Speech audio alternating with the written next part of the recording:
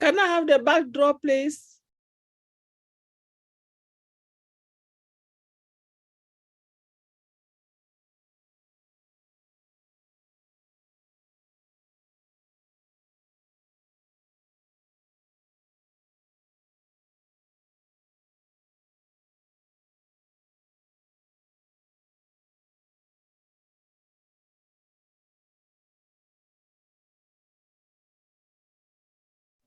You're muted, Milo. Thank you, Marty. Thank you. I'm a new person here, I guess. So anyway, okay, here we go. Let me get this started. Here we go. Y'all ready?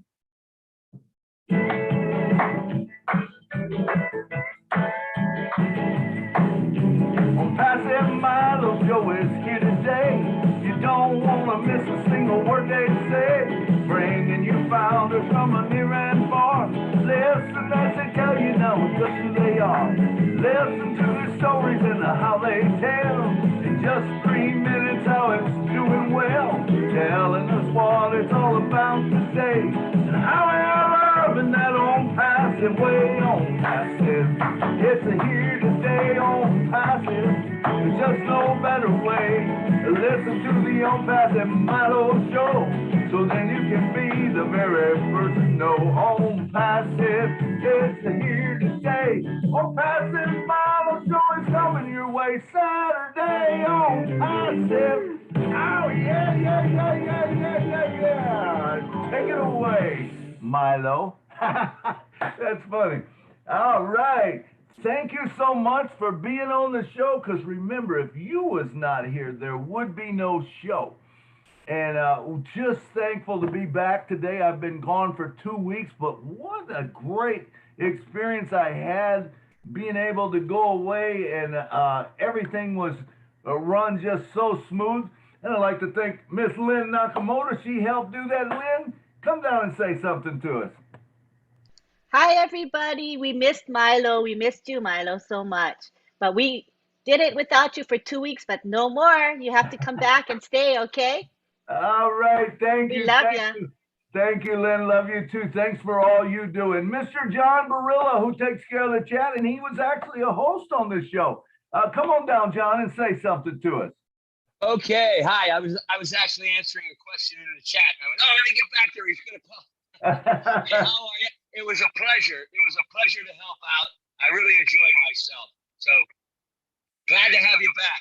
All right. Thank you. Thank you. And of course, the guy who makes it all happen in the back office and stuff, Mr. Marty DeGarmo. Marty, come down and say something to us, brother. So Hey, everybody did a great job, Milo. And you know what? What you were doing is building memories, man. There's nothing more valuable than that, because that's all we have at the end, right? So you be in with family. So that's cool. I'm glad you're back. Absolutely, Marty. That was great, man. I was down there, and with my brothers and all our family. We had a family reunion, and then of course I went to a lakefront home, or lake home, I guess it is, on Toledo Bend, and spent time with a bunch of artists and musicians. We sat around and we played, and we had such a great time. And then I went back to Shreveport on Saturday for the big show at the Louisiana Hayride, right where Elvis used to be. Where he came up, and so many of them came up, Hank Williams and all of them, and they were trying to bring that old stuff back. But incredible, the people that were there. I got to visit with George Jones's wife. I got to visit with Linda Davis, with Gene Watson, with Kiss an Angel, Good Morning, Charlie. I can't think of his name. Charlie Pride. Charlie Pride. That's right. Charlie Pride, and his brother was there. Of course, Charlie's gone, but his brother was there. He was incredible, So I just had such a good time. But I got to tell you, I did miss the family here. I did think about you guys, and I did watch the shows. I got a little bit of them in, but it was a little bit later, and then I come in and do it. Is Jeannie here? Is Jeannie here today? Do you see Jeannie? Because she did a great job on the show also. Milo, Jean just left a message. I got a message from her. She's helping a friend today. She said, good luck to everybody and good to have you back, but she's not going to make it today. Awesome. Well, she did a great job. also, so anyway, let's get right on to the show. Guess who the special guest is today? It's me. It's Milo. We're going to be talking today.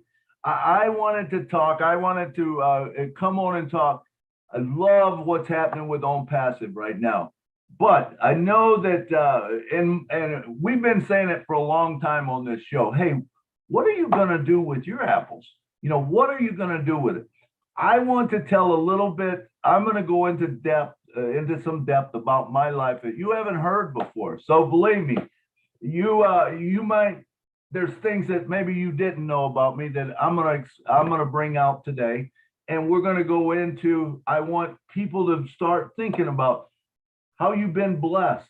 What is your take on it? What are you thinking about doing maybe down the road with your apples? I think we need a goal.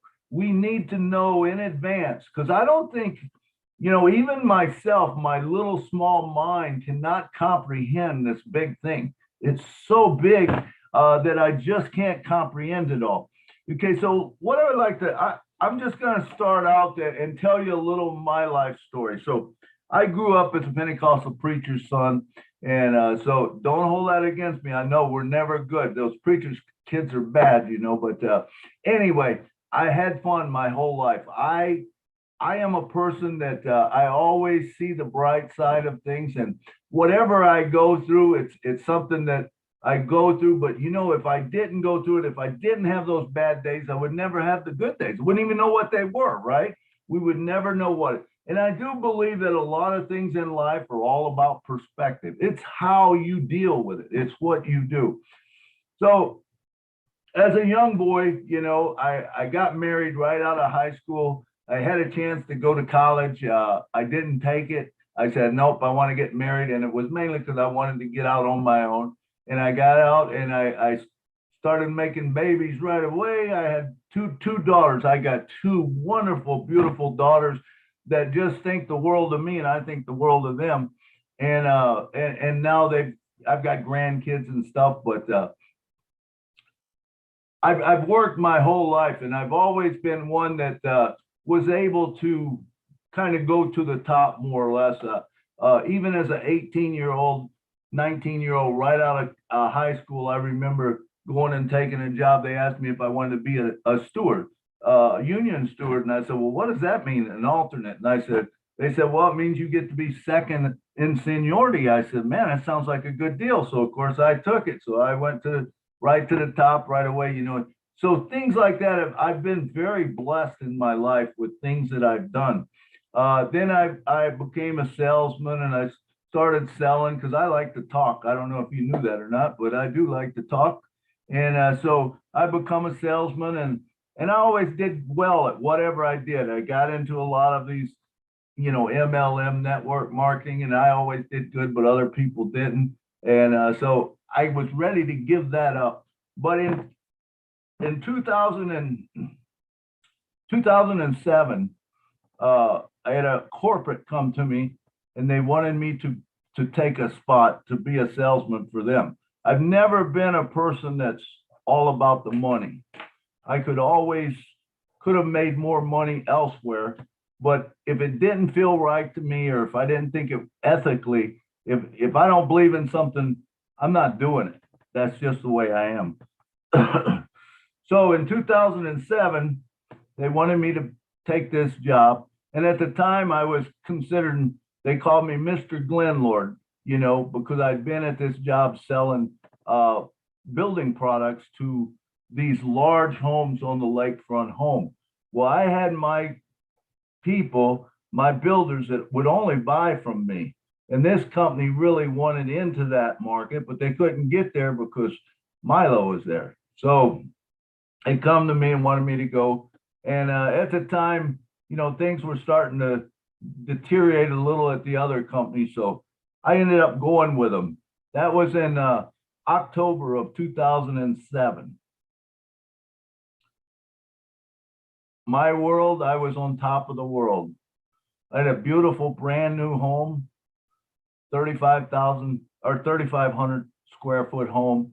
The basement, I had a big room in it that I could put 60 people in. I had a stage down there with microphones, 2 pianos, and we were having the time of our life. My first grandson was born, and shortly after that, I was getting ready to head to Orlando, Florida for a building conference. First time with this new company, I had 13 builders that was going with me to the International Building Conference, and the CEO was going to be there. My wife, who had never been sick a day in her life, never. I mean, and that, you know, she just, if she took an aspirin, I bet she didn't take more than 5 or 6. She never was on no pills, nothing.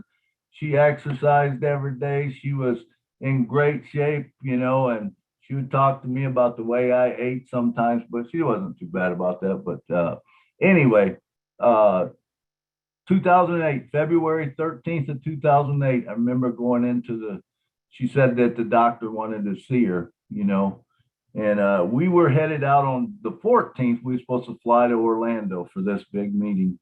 And so I remember going into the doctor's office, and it was an oncologist. I said, why do they got to have an oncologist see? You know, well, I don't know. And I was in my world, and I wasn't really, I don't know if I was really connected as much as I should have been. And the girls wanted to go with us. I said, why did they got to go? She said, I don't know. She said, just let them go, you know. And she was always the one that was just really sweet about everything, and I was high strung. Remember walking into the doctor's office, and he walked in and he said, well, he said, Peggy, he says, I'm glad to see you have a good support system here. He said, because he says, you might need it. He said, depending how this test goes, your white blood cells are way low. And it's possible that it's just something with the test. But if not, we're going to have to do something quickly. You know, and I'm thinking, oh, okay, well, whatever, you know. And so he did the test. They pulled the test out. I'll never forget. And I hope none of you, honestly, if you've been through it, I hope none of you ever have to go through it. I remember sitting in that room and that doctor coming in, and he walked in very slowly, and he closed that door behind him. And that door was just like a big door, and it shut, you know. And he said, Peggy, he says, I'm sorry to tell you, but he says, you have cancer, leukemia. Now, at first, my first reaction was, yeah, okay, so we'll get a second opinion or whatever. And so I told the doctor this, and he says, well, he said, Mr. Davis, he said, I don't think you understand. He said, this is acute leukemia. And he says, you don't have time. And I said, well, we're going to Florida, and when we get back. And then he said something that just hit me right between the eyes. He says, if you take her to Florida, he said, I don't think you'll be coming back with her. And I said, what do you mean? And so then he told me, our lives that day changed. Honestly, that was the, you know, there was nothing I could do. For the first time in my life, I think, there was not a thing I could do, because I was always one that I either had the money or I knew someone who knew how to change things. I could get situations done. But at that point, you know what? There was nothing I could do. It was all about health at that point, you know. And so he told me, he says, you have to go to the, I'm trying to watch my time here. You got to go to the hospital up in Chicago, you know. And so we ended up going up the next day. I didn't sleep at all that night. I was watching Jimmy Swaggart on TV, or no, it was Gaithers on TV, and a song came on that said, hold me while I cry. And I says, man, how did that get on the TV? That's just what I need. And it was this most beautiful song that I'd ever heard, you know. And I'm into Southern gospel music, and I've never heard this song. And I said, how can this be that I don't even know what it is? So I said, I'm sure it's a brand new song. It's never been played before. So I grabbed my computer. I jumped on my computer, I looked it up. You know, it had been out for like 4 or 5 years, and I had never heard that song till that moment that I needed it. I'll tell you what, I played that song for like 6 or 8 hours. I did not go to sleep that night. All I did was play Hold Me While I Cry because it was such a beautiful song and it meant so much to me at that time. I remember getting ready to go. We had to go to Chicago the next day. I started the car. I locked my keys in the car. It was cold out, and so I had to call and get a key made. And I'm just really frustrated about all this stuff. And I'm thinking, man, my wife's got cancer.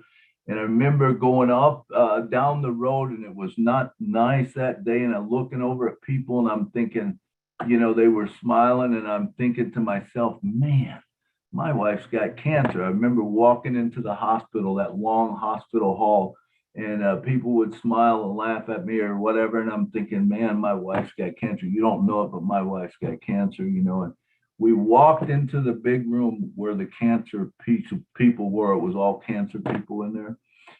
And I seen people with hats on, people with, you know, no hair, and they're laughing and they're talking. And I'm thinking, man, if you guys only knew, my wife's got cancer. Bam, something hit me upside the head and says, guess what, dummy? All these people do too. You know, and it changed my life. It's almost like a community. I'm telling you, when you deal with cancer and stuff, there was a quote that I read once that says, if it wasn't for the bad side of cancer, everybody should experience it. And you know, it's so true because right now, I'll tell you what, if you can breathe, you can go like that, you can breathe, and you're living and you're healthy, you should be the happiest person in the world because there is nothing better than health. Health is better than wealth. Health is, you know, you just can't replace it. So as we go on, I'll quickly go through this here, but I want to tell you a couple things that happened. So in 2008, she became the poster child of the Cancer Association, you know, and they run ads and they did. She was on newspaper and she was on TV, and you know, she just had this great outlook on life, you know, and I remember walking in the cancer place before, and she says, "Man, I am the luckiest person in the world." She says, "Here I am, 50 years old." And she said, "Look at that girl over there. I bet she's not 30, and I bet she's got kids at home." She said, "My kids are grown." She says, "I am so lucky that this didn't hit me." So everything to her was so positive about it. And you know, I remember, so that was in 2008. She worked for a corporate insurance company, and you know, they just treated her so well. I worked for a lumber company. They treated me wonderful. You know, I never left her side. I stayed right by her side. I would do my work from there. And guess what? The guys still bought their lumber from me, and I still made commission. And this is a beautiful thing about ONPASSIVE. You know, when you get into it and you realize that, hey, once you start making those commissions every month that they buy something, it's yours. You know, and it's a beautiful thing. And so in moving forward to, she got a little bit better, you know, and she got feeling better. She actually went back to work because she loved her job. They made special provisions for her that if she couldn't do it all day, she had a place to sit down, lay down, or whatever. And they just wanted her there because she was such a bright outlook. In 2010, we went back to the doctor, and I'll never forget this. He said, "Peggy," he said, "the cancer's back." And I remember her looking at him because they had told her the first in 2008, her diagnosis was 10 days to 10 months is all she was to live, you know. And that's because it was a special kind of cancer, 1621 translocation, and only 19, she was the 19th person in the world to have it. And no one had lived longer than 10 months. So that's why it was a 10-day, 10-month. 2010, I remember the doctor saying that, and she looked at him and she said, well, she laughed and she says, "How long I got to live now, doc?" And the doctor said, "Man, Peggy," he said, I'm just so sorry about this," because she had been saying she didn't want to do no more chemo. She didn't want to do anything. And he says, I honestly don't know. He says, I know that if you don't take any kind of treatments, I'm not sure you'll be here Friday. And I remember her mouth dropping open. And she said, well, what if I take it? He said, well, he said, if you take it, he says, I don't have a golden thing to tell you what it could be, but I think you would get at least 6 months. Peggy said, let's do it. As long as you'll stop if I tell you to. He said, absolutely.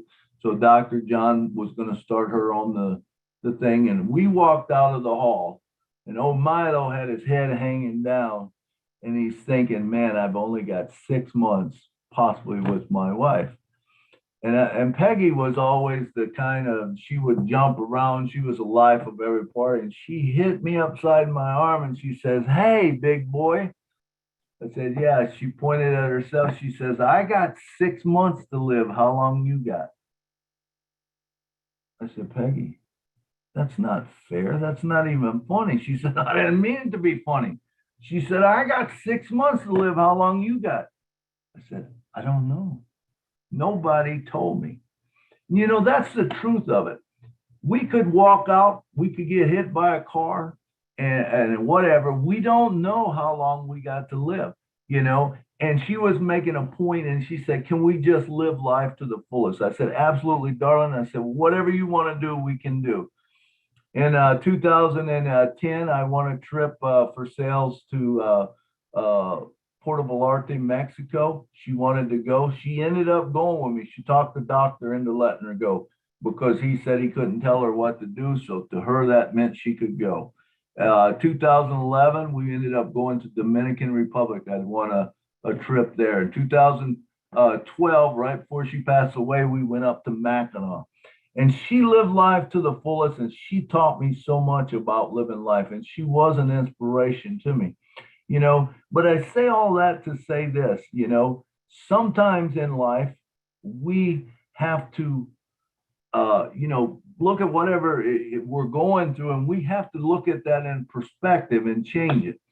But I will tell you that none of us have ever experienced what we are fixing to experience and the life we are going to experience. And we're all going to have different passions.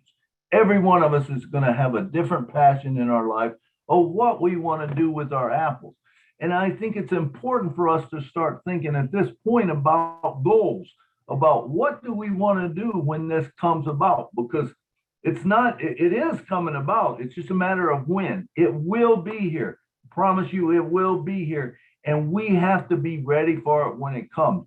Because I like to say sometimes, you know, those apples start coming in. And the cool thing is, it's not like the lottery. The lottery, you could win that $1 million thing, whatever it is right now.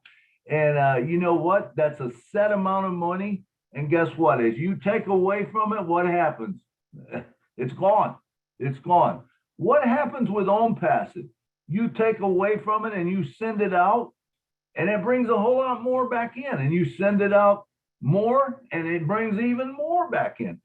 That is the cool thing about ONPASSIVE. And once we learn that and we realize we want to be ready, so when the time comes, we take care of whatever our needs are, but then we go ahead and we help other people out. And that's what I want to talk about today, you know, is what are your goals? What are your goals? Have you thought about it?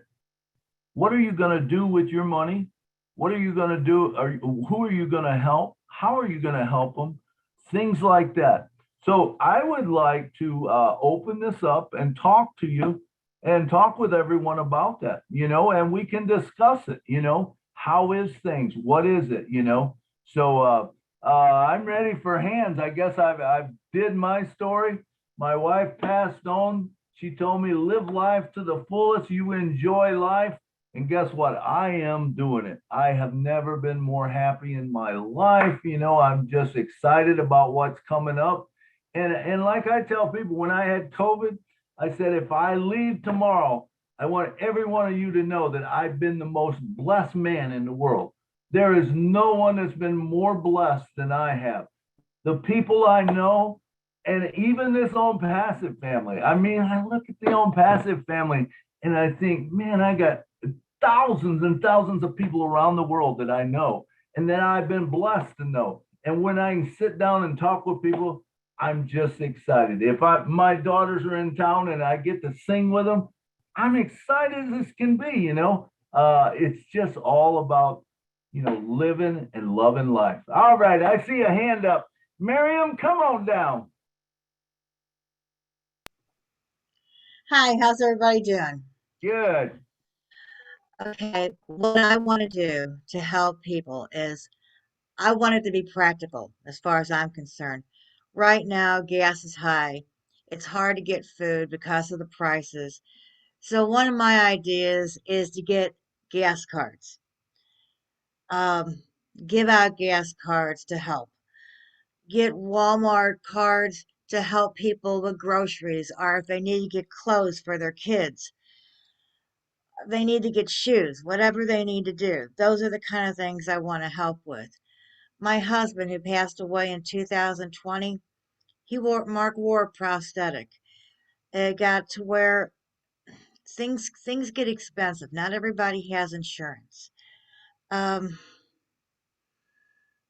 things like this to help people that can't afford to get the things that they need. Those are the kind of things that I want to do. The Go to the companies where you get the prosthetics, where you get those pieces, and maybe donate so much money so when somebody comes in and they need something, but they don't have Medicare or Medicaid or private insurance, that they'll have a fund that the person can still get the help they need. People can get the groceries or the clothes they need for their family. They can get groceries without having to worry that the prices are too high. They have gas cards to where they can get gas and know that there's somebody out there that cares about them. And it's giving people hope, kind of like what I said last night. It's giving people hope and letting them know that we care. They have to know that we care. And that's what's important to me. Absolutely, that's beautiful, Miriam. And let me just let me bring up something here that maybe you haven't thought about. But when you talk about you know the prosthetics and different people, different funds and different things like that, have you thought about maybe setting up a say if you've got a place you start you put money into a spot for them, and then that grows.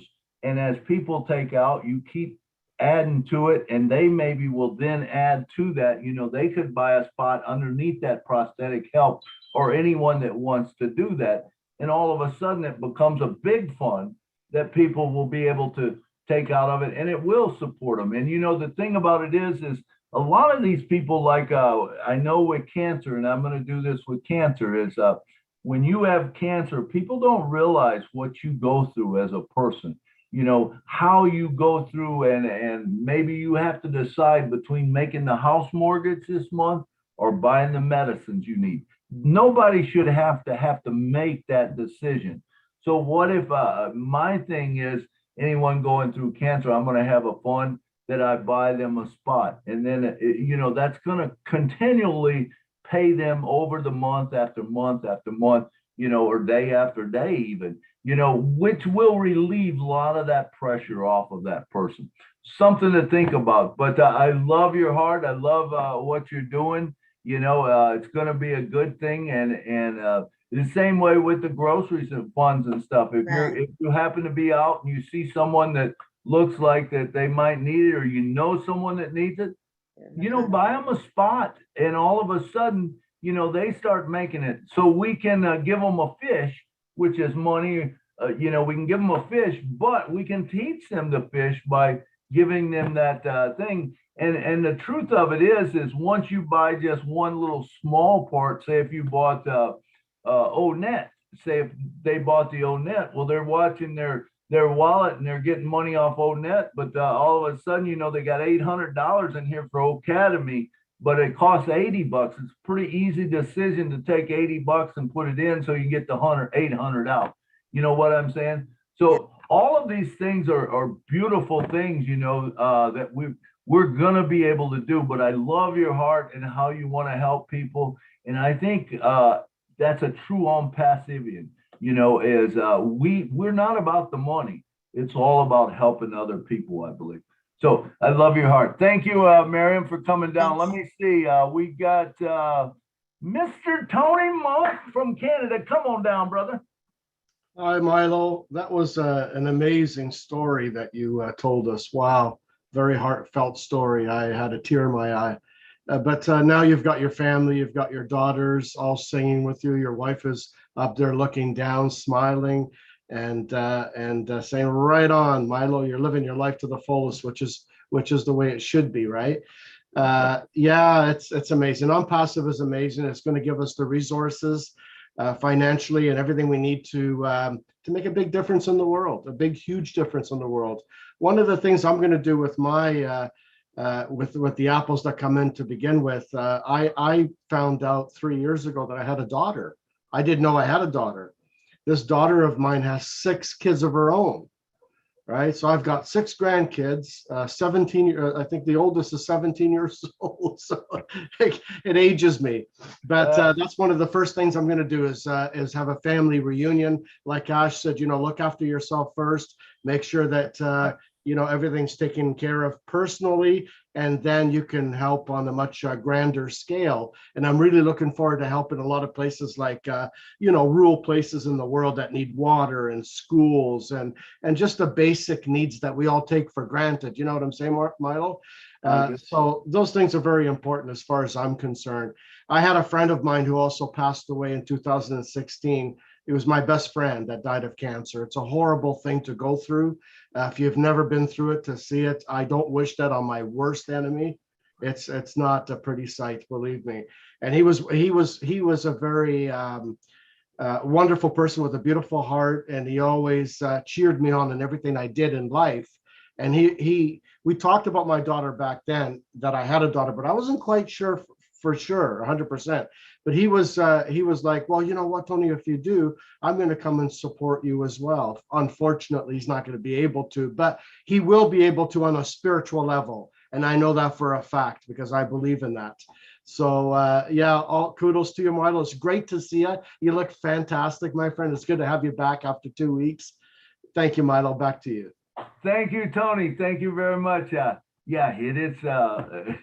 The things we're going to be able to do is amazing, and family first, and taking care of what you need. But after that, we've got a big world out there that needs us, and whatever it is, whatever your passion is, that's what we want to talk about today, because I love talking with people about their different passions. Everyone's got something different, and there is not a right answer and there is not a wrong answer. And we're all going to do things different. And that's what it's all about. All right, Mr. Roy Davies, come on down and talk to us, brother. Well, hello, Milo. Glad to see you back, Roy? my brother. And that was some good sharing you did, about your wife. And, I'm praying for you. And I just got a little something to say. Try to make it short and brief, give everybody a chance to say something. The times I came up in life wasn't very good, but I made it because I was once in the mud, praying to God, telling everybody who was down there in the mud along with me to pray that, you would come up out this situation. So you got people that didn't, listen. They just squirm, wallow, squirm, and they just only got deeper into the mud. But I made an effort. Anytime you make an effort to do something, most of the time you're going to succeed. So God reached out his hand, and I was pulling myself up out the mud, and I felt his hand and grabbed myself up out of the mud. He pulled me up on hard land. So I actually told him, thank you, God. And people still squirming.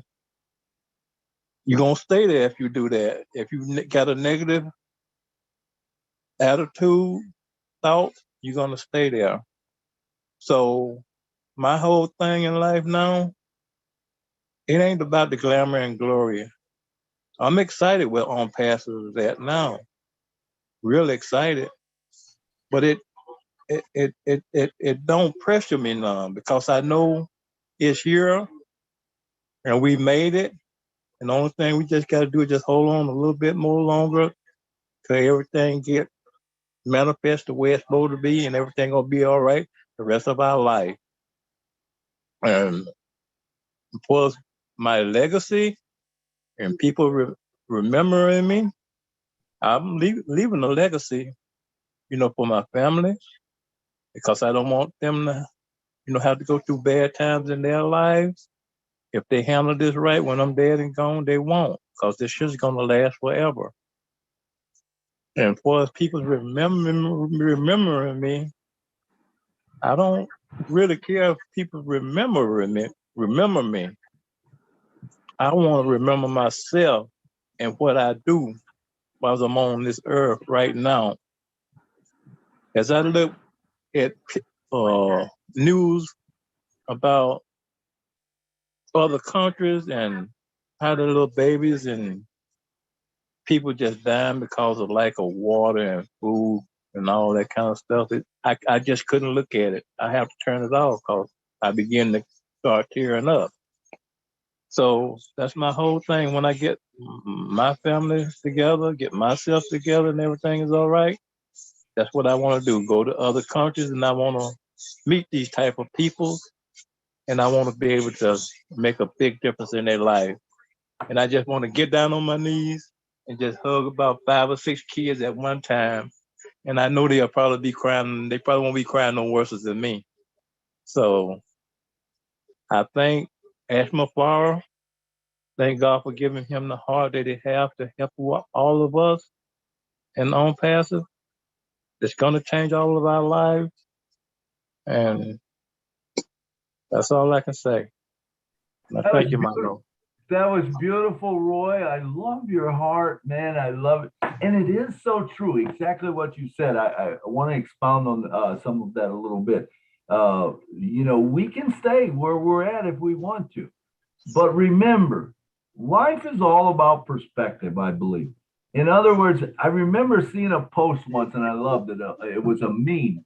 And it had a picture of, you guys might have seen it before. It had a log going out into kind of like a bay, and there was a little bit of a part in there, of a bay type thing that was away from the water. And there was 12 seagulls sitting on that pole. 11 of them was facing out to the open water where it was real rough and choppy and everything.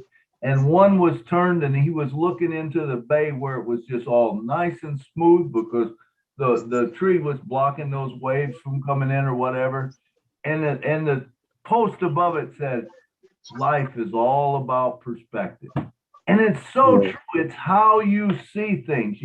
How do you want to see things? You can take the worst situation and you can change it by perspective, knowing that, it could be worse. In other words, yes. You got something go wrong in your life right now. You look at it and say, you know what? I don't have cancer. I don't have this. I can breathe. And all of a sudden it makes you feel better. Or you can stay in the mud, like you said, and wallow around in it. But that's not what it's all about. And I love the part you said about the dash. In fact, I was going to talk about the dash. It's a good time to talk about it right now. It's all about the dash. It really is. I mean, you have a birthday and you have an end date. But what you do in between at that dash, that's what's important. That's what's important. So when I think of my wife, Peggy, she was born on September 19th, 1957, and she died on October 12th, 2012. But in between there, I can tell you she affected so many people's lives because I hear of them even now. I remember walking in to the president of the owner of the corporation that she used to work for on Christmas right after she had passed away. I went to see all the girls and stuff there. And so I walked in and Mr. Lang said, come on in. And it was this Yeah, I mean, it's a magnificent office. He had these huge doors, this big fluffy furniture. And he said, close the door. I closed the door and I sat down. And he was about 90 years old at the time. And he Mhm. looked with tears in his eyes and he said to me, he says, I miss that little girl every day. And I said, well, that's two of us. And he Wow.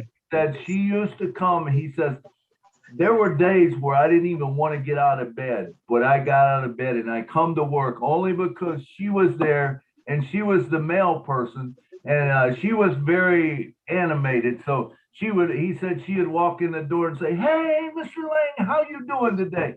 You know, and talk about the sun shining and this and that. Stuff like that encourages people to be better, you know. And so that's Yes. all good. That's all about the dash. That's what you do with your life. That's how you live your life, you know. And I can tell Yes. you, if you're happy, you know, it's going to show. It's going to exuberate through other people, and other people's going to be happy. They're going to want to be around you. Yes. I don't like to be around negative people. I'm going to tell you right now, if you're a negative person, you're probably not going to see me around too much because I don't want someone that's always you know, this is going wrong and man, this is going wrong. And all of a sudden you think, man, I don't know if it's other people that is going wrong with you because it seems like it's always you, you know, and you try to help those people. But if they don't want help, I move on. That's me. But anyway, Yeah. thank you so much for bringing that up, Roy. I'm Uh, glad you know that you talked about the dash and about life and how it is. And we are in a credible moment in our lives. I'm telling you right now, I don't think any of us know how big this is, and where it's going to be. But we need to start putting a goal together. We need to start thinking, okay, what are we going to do with it? You know, how are Yes. we going to do it? All of that's important to us. And it's going to we're going to have a wonderful life. We're going to have, you know, But I'm you just know, all excited. I don't even have words to say. yeah, but you know what, Milo, before Go I ahead, go, Roy. uh, when someone or something happens that makes a big impact on humanity, that's gonna be remembered for decades. Absolutely. You know, some people might not think of it, don't take it as nothing, but it's gonna be a lot of people gonna remember it. You know, like Ashma Farah. They're gonna remember Ashma Farah for decades and decades and decades. And what you do on other humanity life, a big impact on their life, they gonna remember it. So that's all I have to say. Absolutely. That is so true, you know, and I'm sure all of you seen the video with Steve Jobs, and you know about him on his deathbed. And this should wake some people up, you know. Steve Jobs said on his deathbed, he says, you know, he said, I wish I would have been better. He said, I wish I would have been nicer to my employees. I wish I would have treated my employees better. I wish I would have treated humans better. The whole thing. He says, you know, here I am. I'm laying here and I've got this terrible disease and I've Mm. got all of this money, but I Mhm. have no one that I can pay to take it. That's a big statement right Yeah, there. That yeah, should wake us all up because I'm telling you, all of us are going to have a whole lot of money and we can be greedy with it. You know, we can keep it all if we want to ourselves. You know, that it's our right if we want to do that. Personally, that's not what I want to do. I want to give mine out. I want to help humanity. I think this is the most beautiful thing in the world that I've yeah, always wanted to do it, but I never had the resources to do it. Now, I yeah. remember me and Peggy, some of our I don't want to say fights, but some of our things was she grew up very, very poor.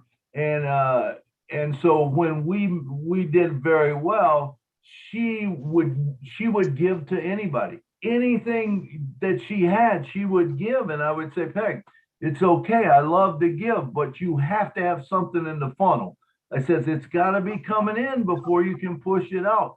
The story I like to tell about her was she would always go out rummage selling. That was her big thing. She loved to go out and buy whatever for different people. And she never bought for herself. She bought for everyone else. And she'd have them come over and give them these things and clothes and shoes and everything. But one day, her and her sister had went, and her sister would always laugh when she'd come back because I'd be downstairs working. I was downstairs working this Saturday, and she comes back. She says, hey, come here. You got to see what I bought. I said, Peg, I'm busy. She said, come here. You got to see what I bought. I said, all right. So I go up there, and she's jumping around like she always did. She said, come on. And her sister's just laughing her butt off. And we had this little car. It was she had a little sports car. I think it was, I don't even remember what it was, a Sunburst, or maybe it was a Mazda or whatever. But anyway, she had went out, and so we go out, and her sister's just laughing because she knows what it is. It had dark tinted glasses. So we went out, and she opens the trunk. I've never seen so many pairs of shoes in my life. That trunk was filled with brand new shoes.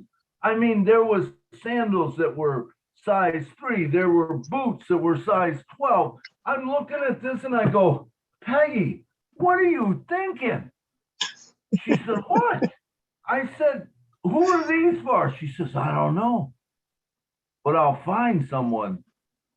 And I'm like, oh man. Yeah, she has a heart. She bought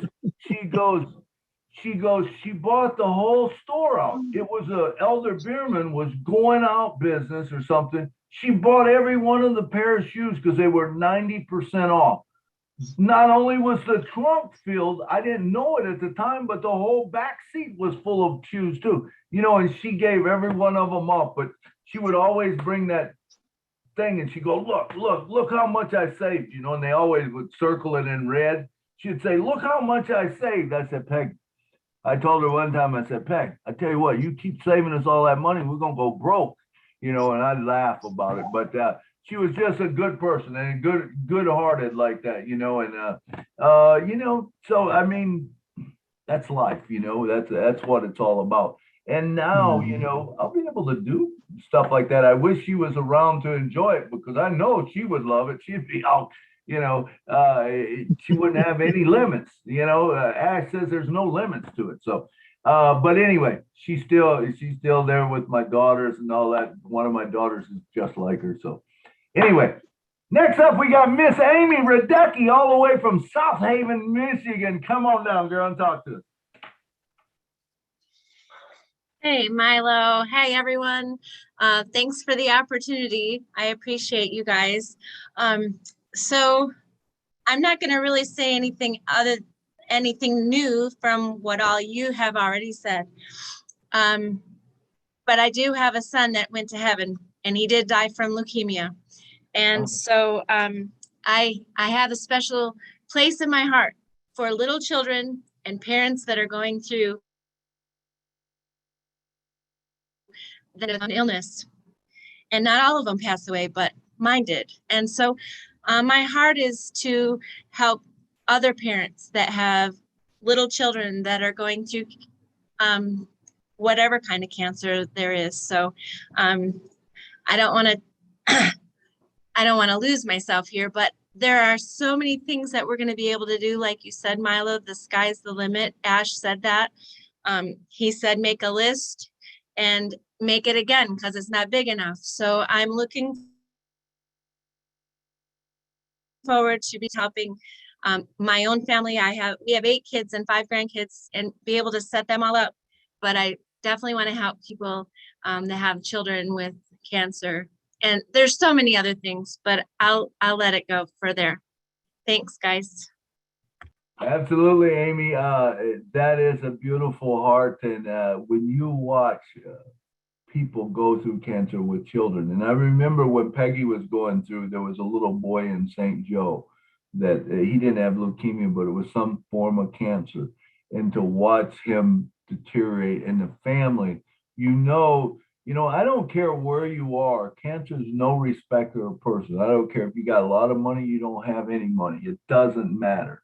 I'm going to tell you, cancer will take a toll on you, you know. And fortunately, you can use it as a motivation or whatever for living, you know, and know that, hey, you're living, and be thankful that you're that, you know, which, you know, I love what you're saying about how you're going to help people.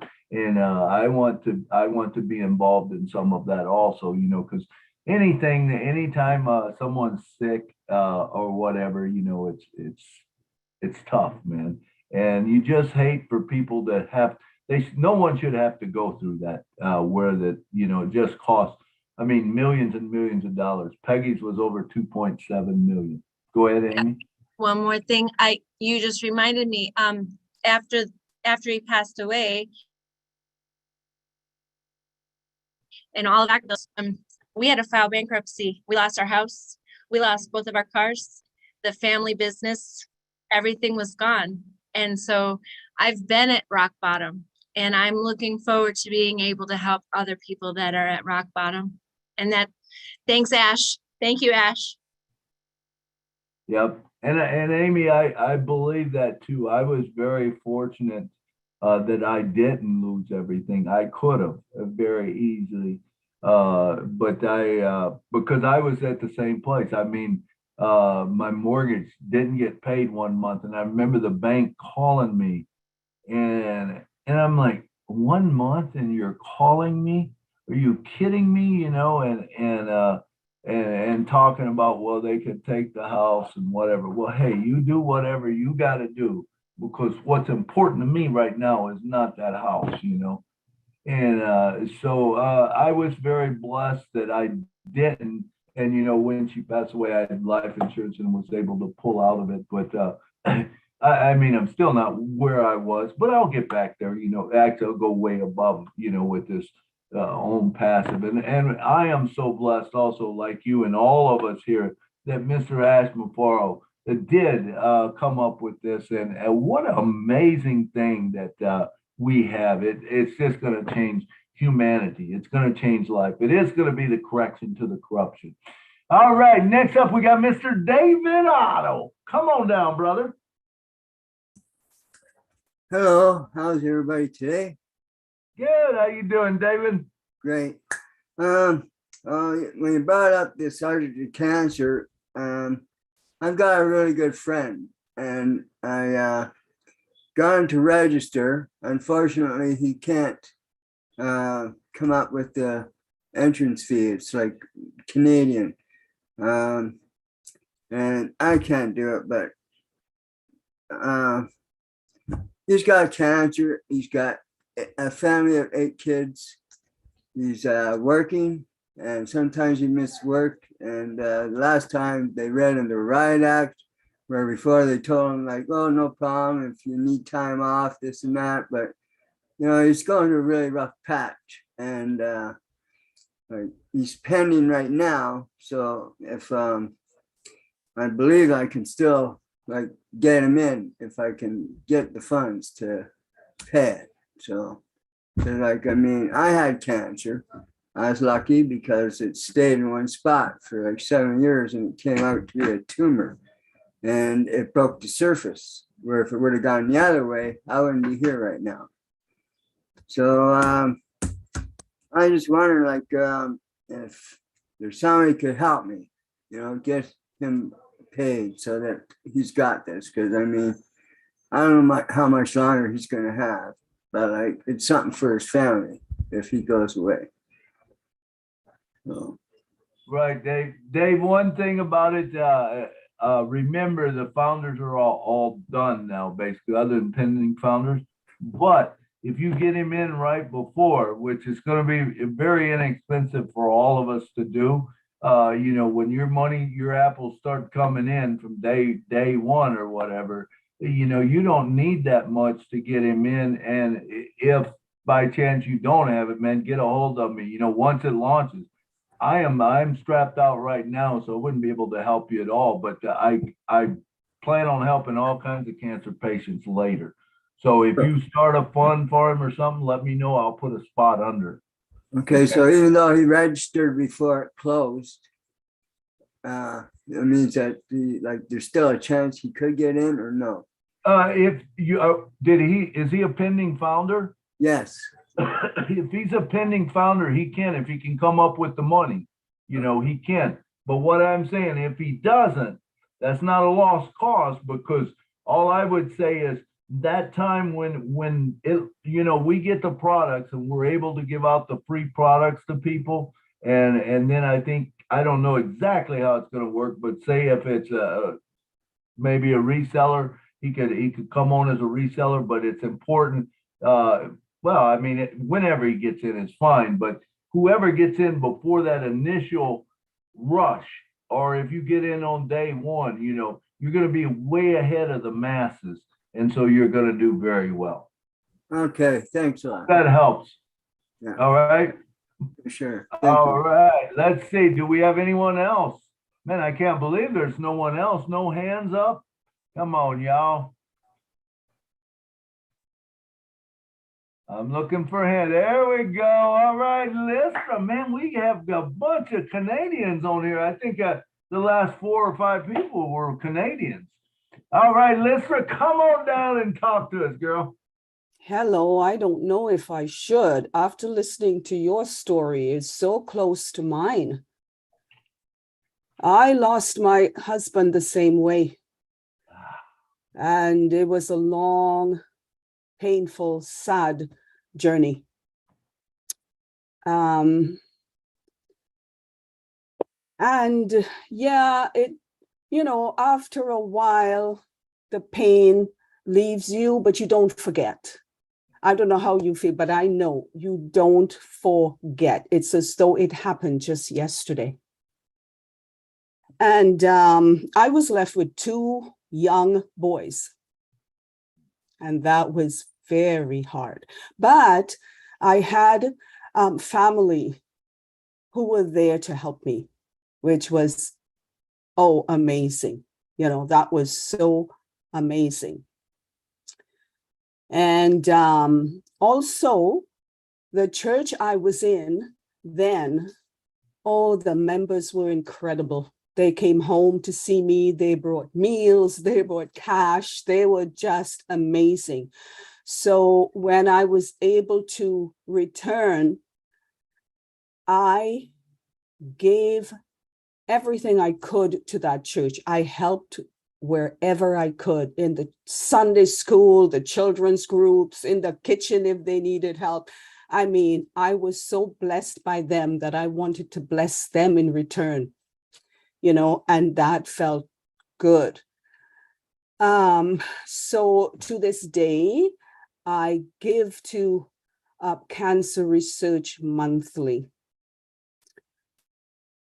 It makes me feel good. I know it's an ongoing thing, and it's not really moving the way we would like to see it move, to find some resolution to this terrible disease. But I feel good that I can help someone, because I know a lot of people, I read the stories that's sent to me afterwards. Some people do recover, and I take solace in that. At least it's helping some,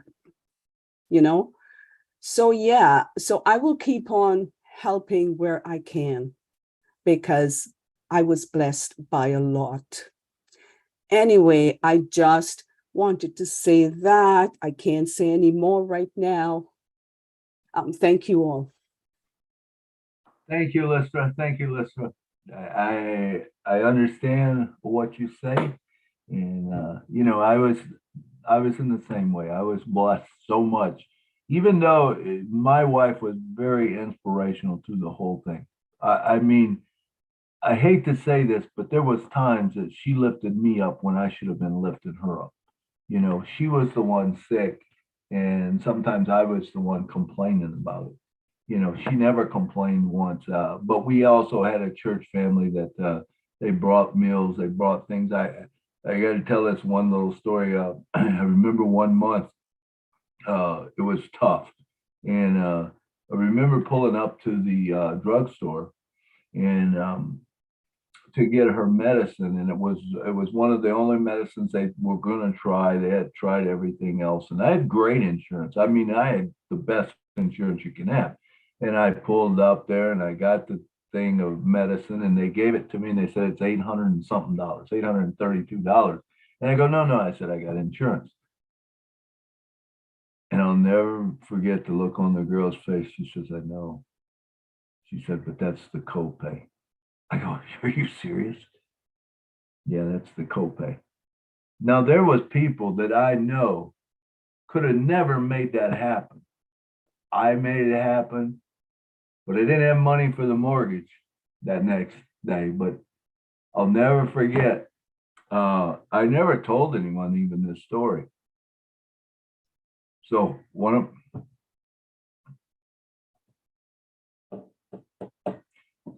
came home from church, and on the door there was an envelope. I opened it up and it had a card. Thinking of you with $1,000. I mean, so was I blessed? I was so blessed. I was so blessed. I know there's people that, that doesn't happen to, but it happens to me, and I'm just the most incredibly blessed. And people have said, it's too bad you had to go 5 years with your wife with this cancer. And I'm like, no, you don't understand. That was the most 5 incredible years of my life. Yes, exactly. That woman inspired me, to unbelievable things, Lisa. And yes, we had to go through that, but oh my God, the memories that it made, and I just, my heart breaks for you that you had to go through it with young children. When I did it, I had grandchildren. The grandchildren back then, that was back when FaceTime and stuff. I don't even know what FaceTime was about. There was something else, Skype. And we set up Skype in her room. And every morning, those little grandchildren, I think they were 6 and 4 years old, would get on the video, and they would sing, "You Are My Sunshine" to Peggy. And I mean, just made incredible memories, and so I'm just blessed. I get all choked up. Let me move on here. Oh, that's all right. It happens. This is the thing with me. I had to stop there, but I know what you mean. He was stronger than I was. Yeah. He was stronger than I was. And he told me, he says, I want you to go ahead and live your life, meet somebody else, be strong.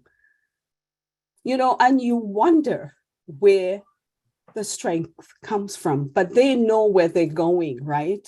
Absolutely. We are here. Absolutely. So yeah, but anyway, my kids are grown up. They have children of their own, and my life is full now, so I'm out to help others.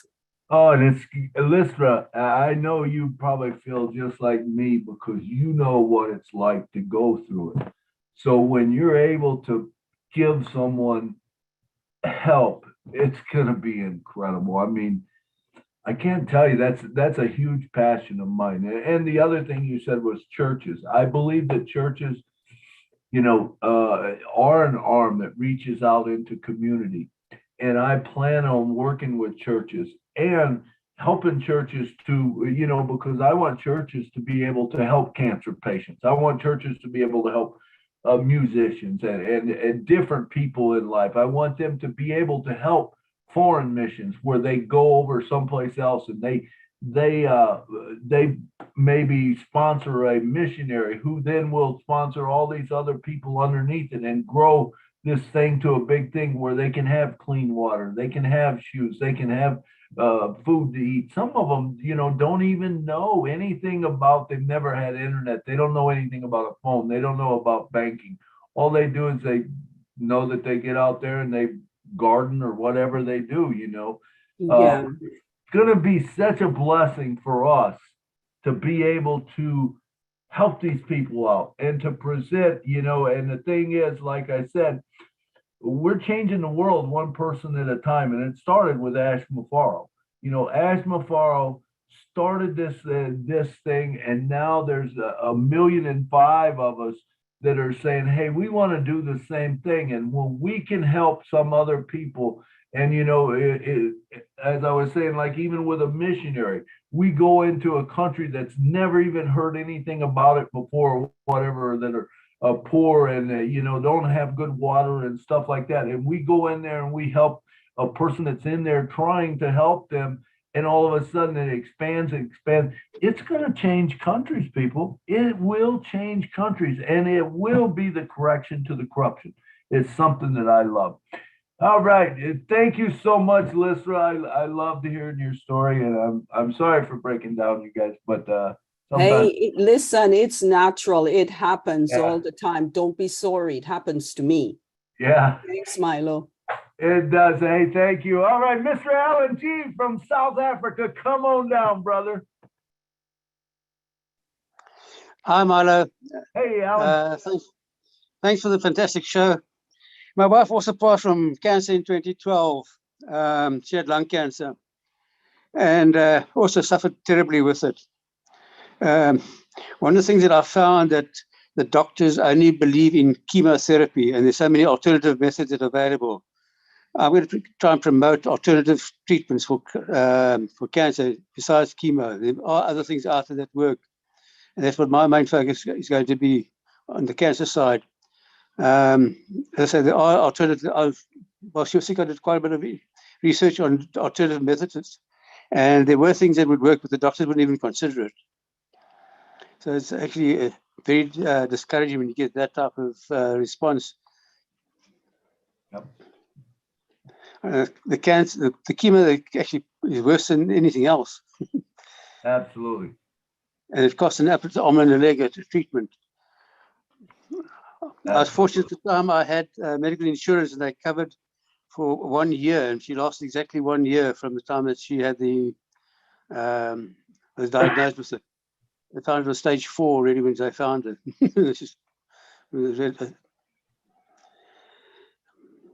Yeah, it's I'm sorry, go ahead.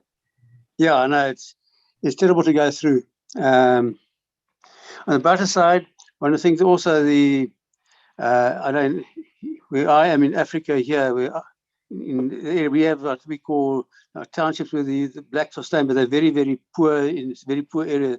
Some of them live in like a shack type of thing with no water, no electricity, nothing. It's about 2 meters square or 4 meters square that they live in.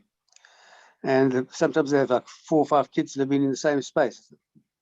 So, you know, it's very, what I'm looking for to do is also when 3D printing becomes available to go and start building houses for that type of community, build communities with those 3D printing houses. It's one of the things I want to do as well.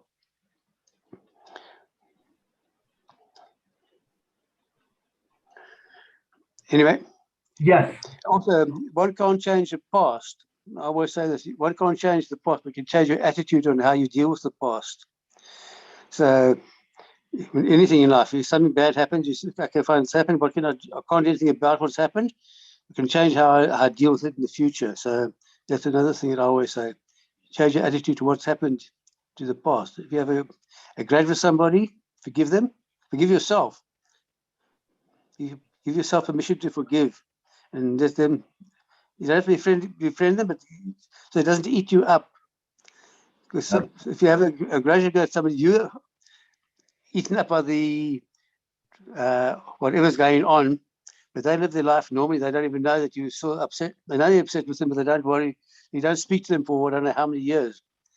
And so you give yourself permission to forgive. You don't have to actually befriend them and say, but you give yourself permission to forgive them for what they're supposed to have done to you, and then you can move on with your life. Absolutely, absolutely, Alan. That's a great piece of advice. You know, hey, look, I'm going to tell you, there's not one of us in here, not one of us, that agree with everything that anyone in here. So in other words, if you take two people in here, I guarantee you there is something that they don't agree on. That doesn't matter. It doesn't matter. Why can't we just love people, and get along and, yeah, forgive it. If they say something, hey, you don't have to agree with what they say. It doesn't matter, just try to get along. And I think we will see a change come about in that, because I believe a lot of stuff is all driven over money and greed, and when that becomes, it doesn't matter, you got all you need, they got all they need, whatever, do whatever you want, you know what I'm saying? And we don't have to judge, we don't have to do anything. If we can just go about doing good. The thing about it is, if we could just do one good thing a day, can you imagine? That's 1.5 million good things that would be done every day right now. That will change the world. But guess what? When this thing launches and 1 million are coming in a day, and we're still doing one good thing a day, all of a sudden it becomes 2 million and 3 million and 8 million and 10 million. And all of a sudden, man, it's just all about good and people loving other people. And I think that's where we want to be. Thank you so much, Alan G, for your advice there. That's great. All right, we got next up Mr. Momodu, and I bet you he's working. Indeed, Mr. Milo, good afternoon. Good afternoon. I just entered the building where I start my 3 to 11 shift. But I say, let me say some few words, Thank you very much for what you've been doing for us. My thanks is always goes to Mr. As, because the reason why I've been working hard since I came into this country is because of my family. I was born in Sierra Leone, West Africa, and I came from a large family. I have about 11 siblings, and out of those siblings, they have over 200 kids. And all of them look up to me. So that's why I always work every day, morning and evening. And when I got this opportunity, I know my dream will be realized. And when these apples start coming, those are my first concern. I'll make sure I take care of them, make sure all my siblings had their individual houses, and then make sure the community where I born, I create changes, and then move on to the whole country. So that's why I'm always thankful to Mr. Ash, for giving me this great opportunity. And I also thank you all for enlightening me, organizing these webinars that made me to know more about my opportunity. So that's the only thing I have. So I know if I do that, I'll leave a legacy for life, because having been able to help my family to change their situation and then look out of my community where I was born and the country as a whole, I know my legacy will be remembered 1,000 million years to come. So thank you very much. I don't have much to say. I just finished doing my rounds when I came at the back here, and thank you. You called me at the right time. Thank you very much, Mr. Milo. But please don't disappear on us again. Miss Lynn and others have been doing a great job for us. Thank you very much. All right. Thank you, Momodu. And yes, you are. You will be your legacy will be a long-lived, and that dash in between. Yes. What you did, what you do for everyone, that is what's going to be remembered. It's not necessarily when you were born or when you were died. No. There's nothing in between. But if there's something in between that makes a difference in the world, People are going to remember you. That Oh legacy my is going to goodness. live on. Yes. I love it. All right. Thank you. Thank you so much for coming on, and thank you for coming all the time. Okay, we've got. Thank you very much. Excuse me, Milo. Can I Yes, interject? absolutely. Someone today talked about a family where the dad is very, very ill. So I wondered if that person could raise their hand because we have a good Samaritan that wants to help that specific family privately. So could I have that person raise their hand again before I miss this opportunity and the webinar ends? Okay. It was David Otto. David, was that you? Yeah, David had someone that wanted to. Yes. that was Okay, me. David, do you have my messenger? Do I have you on messenger so we can connect? Someone wants to help that family. Okay. I've got Facebook and Messenger. Okay, okay, I'll look for you. I guess I should be able to find you. Why don't you just direct message me in the chat if you don't mind, a personal message with your phone number, and we'll connect. Okay, so I can connect you to the helper. Okay. Thank you so much, Lynn. Thank you, Milo, for your patience. Thank you. Perfect. I love that. That is beautiful. That is beautiful. And that is what this is all about. Thank you, Lynn, for bringing that up. And thank you, David, for bringing it up. And that's a beautiful thing. Beautiful thing. Okay, let's go now to Abdi. Abdi, come on down and talk to us. Hello, Milo. How are you today? Good. How you doing, Abdi? I'm very well, thank you. Thanks for giving me the opportunity to say something here today. And thank you all the leaders here and the founders and everyone around the world. Yeah, we was very much touching your story. I was listening on the Lista and Alan and all that have some family members, and I know. I mean, I didn't have experience similar to that, but in general, I want to talk about the helping hand. Helping hand and what we have in our hands and what our CEO has given us.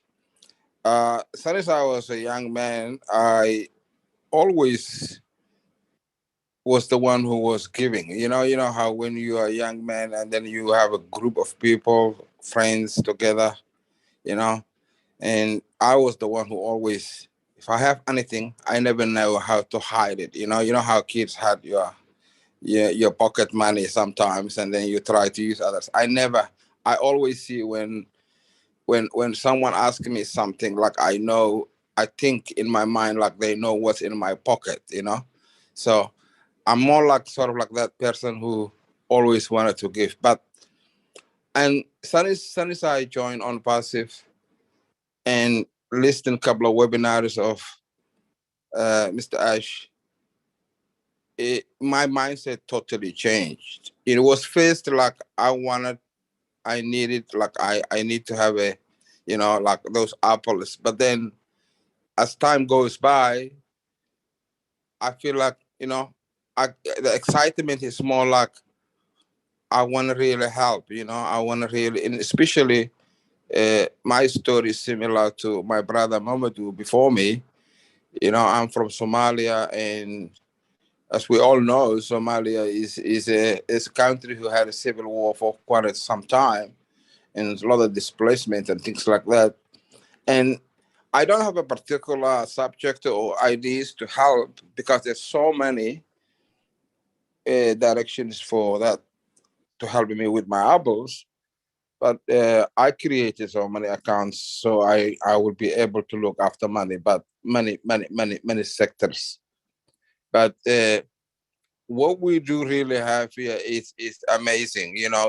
This is something that a mankind has never seen before, and it really excites me. Like almost every second night or 3 nights, whatever, I see in my dreams I'm giving away. I don't know what I'm giving, but I can see I'm making smiling faces on my dream, and that reflects exactly what I'm waiting at the moment. I'm looking for, and I said, oh yeah, that must be what's coming. The reason why. I mean, even though the dream itself it's a night dream, it's a sleep dream, so it doesn't actually perfectly explain. But I can see it was someone thanking me and someone saying thank you, and someone was happy. So, and that's exactly what I'm thinking. It's like my excitement is I cannot wait to receive this apple so I can have it. So many people's life changed. And especially in Africa, you don't need so many things to change someone's life. It's like, a family of 4 will be able to basically sustain their livelihood, put the food on the table, maybe even $200 a month. So I would be able to really impact a lot of people with my big apples. I know that, and I'm looking forward to that. And I'm really excited, and I cannot thank enough Mr. Ash Mafara and his family for the opportunity that they have given so many people and so many of us, 1.5 million. Imagine how many of us who will be able to distribute for this generosity from our CEO. And I'm really happy, and I'll thank you, Milo, and the rest of the brothers and sisters here. All right. We are really in a good spot, and I'm really glad to be part of it. All right. Thank you, Abdi. That was good stuff. It is so true. All right. Next up, we got from Florida, Mr. Bruce Gerstream, the one and only. Come on down, brother, and talk to us. Hello, Milo. Hello, Lynn. Hello, world. Hello, ONPASSIVE. I want to thank you for everything you always do. And it's amazing how somebody reached out to Dave Otto to help him. I didn't put the background up today because I have this yellow bush behind me. And there's an interesting story behind this bush. 2 years ago, it looked like it was dead, and my gardener said maybe we should take it out. And I said, no, let's prune it because I think there's still life in it. And it's kind of like a good metaphor for ONPASSIVE, because many times people look at there's nothing there, but you have to see inside and say maybe there's something there. And in 2 years, this thing is now overtaking my tree. It's like a big vine growing. Just like ONPASSIVE is a big vine growing around the world. This beautiful yellow bush flower is enfolding my tree. So I think that's a wonderful analogy. For me, Bliss changed the whole world of ONPASSIVE, and I think for a lot of people it did too, because everybody saw a purpose be beyond just making money for themselves. They saw how they could help everybody. And everybody, I believe, wants to help someone. I don't care if it's the farmer, I don't care if it's a little old lady, everybody wants to help someone. And everybody feels wonderful when they help somebody and somebody says thank you. I'm not looking for the thank yous, I'm looking to serve. And the way I serve is the way the God of my understanding wants me to serve. And that's to serve with, just look at the possibility of this flower. The possibility of every human being is the same. And we all have the potential to grow into things that we don't even know or understand. So ONPASSIVE is the great changer of all things in this world. And I'm a proud founder. I'm proud to be here every day. And things that I want to do. I have a brother I love dearly. He's a marine biologist, and he's been shunned a lot in the field because he's a rebel. And he created warning detection devices for all sea mammals. And he has the patents ready to go, and things change. And I want to see if I can help him develop a research center for himself. That's for my personal friend, my personal brother. But I have many people. My girlfriend is in the Philippines. He got hit with a terrible earthquake, and now they got hit with a typhoon, and they have no money to do anything.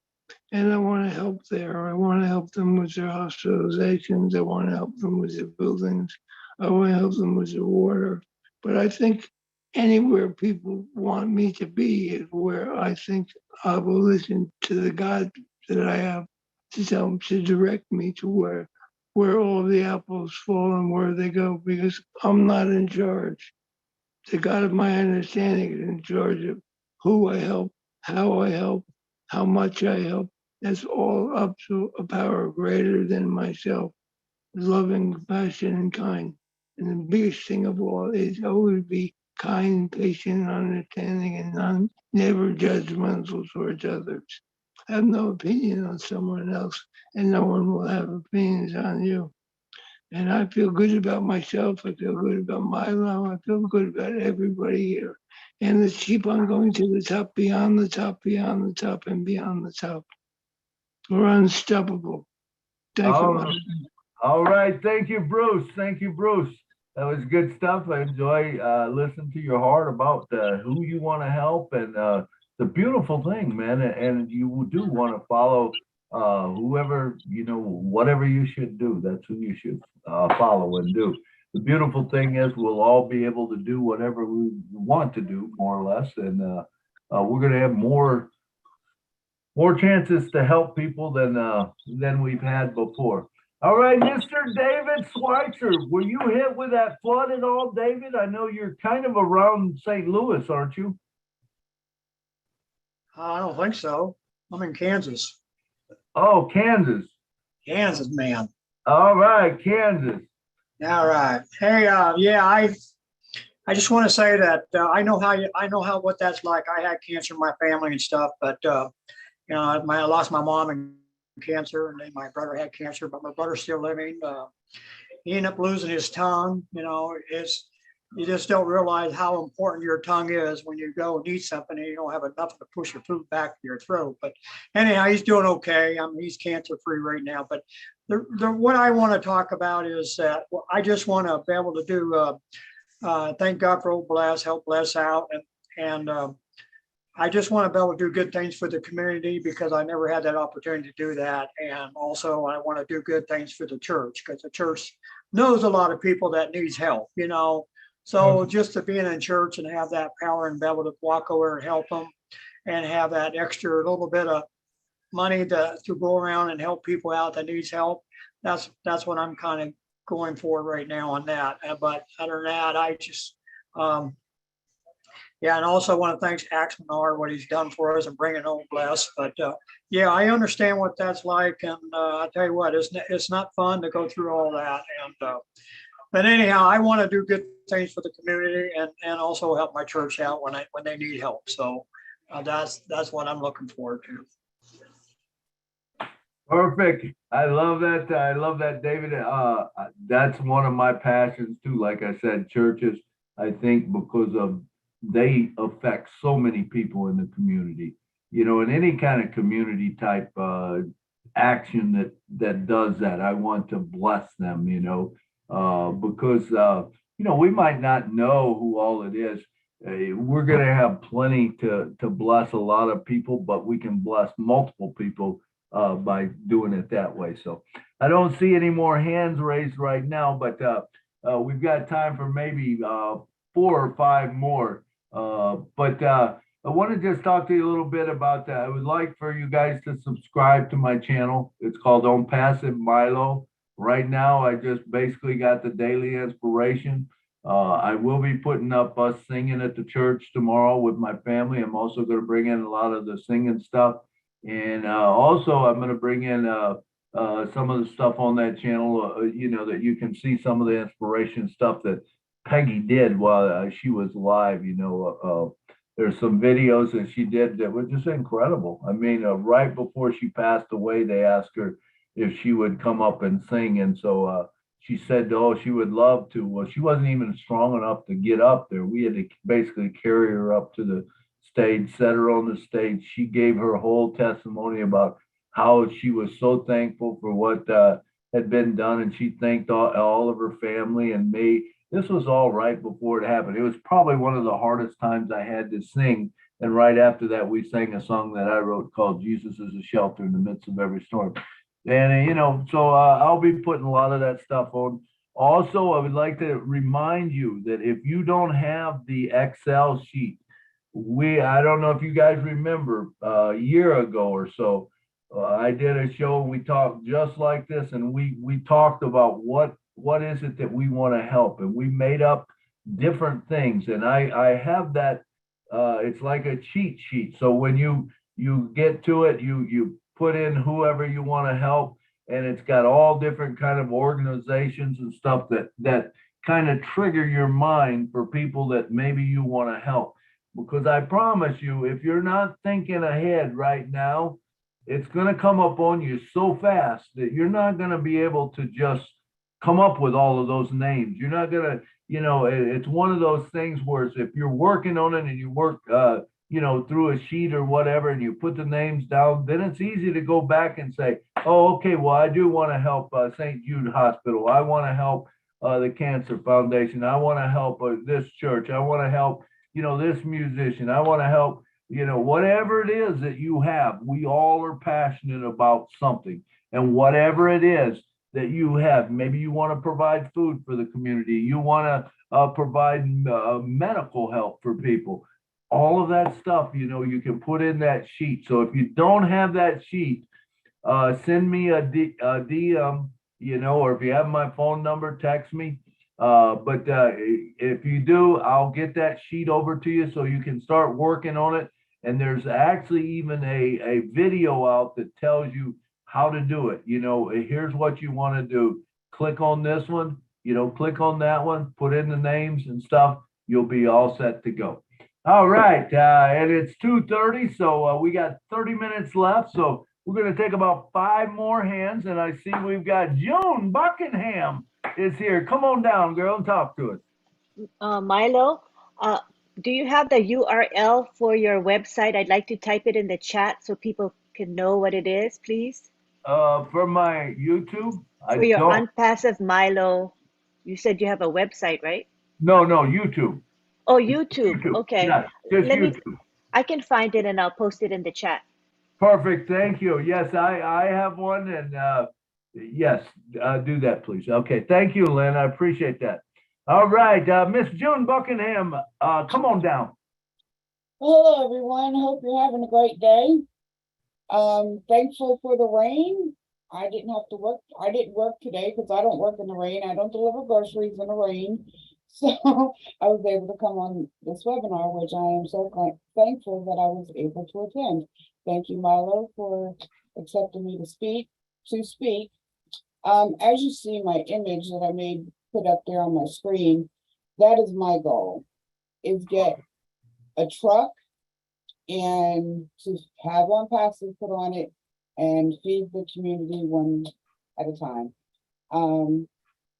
And then with giving out food, because Milo, you gave me a new idea, is put business cards in their packets and have a meeting like once a month in the middle of the month, make sure everybody's bills are paid, have a meeting and introduce ONPASSIVE to the people that I'm donating this food to. But I need somebody to drive the truck because I can't drive one of those big trucks. I'm lucky to drive a van. It scares me to death. But, of course, after I take care of my family and everything's taken care of there, and I keep talking about my smile. I cannot wait to get my smile back because my teeth are horrible. And so that is one of my first goals to do is get my smile back.